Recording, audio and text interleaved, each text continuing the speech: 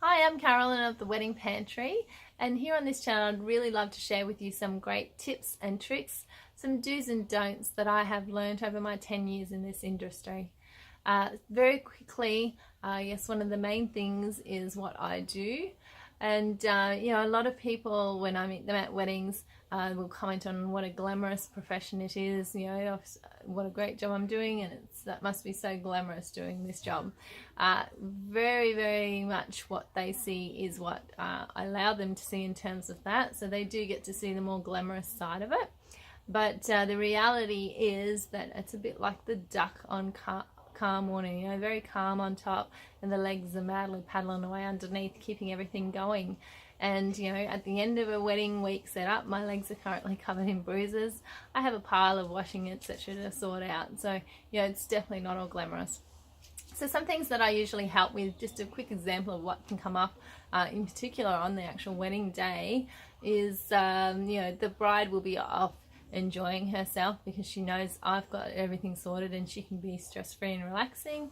So the last bride was off riding her quad bike, getting her horse ready for the wedding, grooming them, etc., before settling down to get her hair and makeup done with her bridesmaids and have some lovely champers.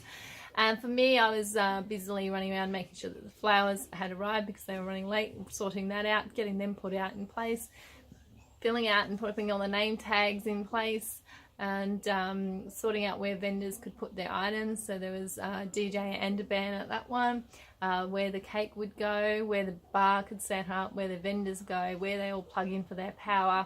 The power kept going out because it was at a private residence, so it wasn't really set up for the amount of power that was being required. So sorting that out.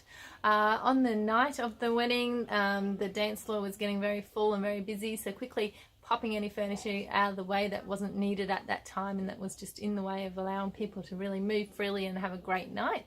And sorting out, they had people getting locked in portaloos and things. So anything can happen at a wedding, and you'll be probably surprised at some of the things that could come up. But having someone there that's not a family or friend member that that you've paid, it's their job to just make sure things run smoothly and that they are there to sort out any problems.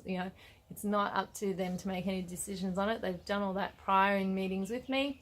I know what they do and don't want, and I'm able to make those decisions quickly for them and sort out any issues as they arise.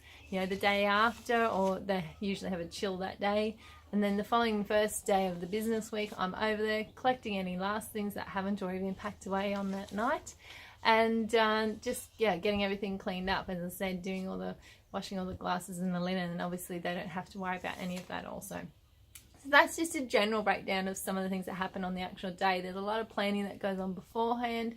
There's certainly plenty of issues to arise on the day and in the week before, arranging all the final styling, etc. So a lot of time and a lot of effort goes into it, and as glamorous as parts of it look, I should say, there's certainly a lot of hard work going on in the background, but it's all worthwhile when I see how happy the bride and groom and their family and friends are.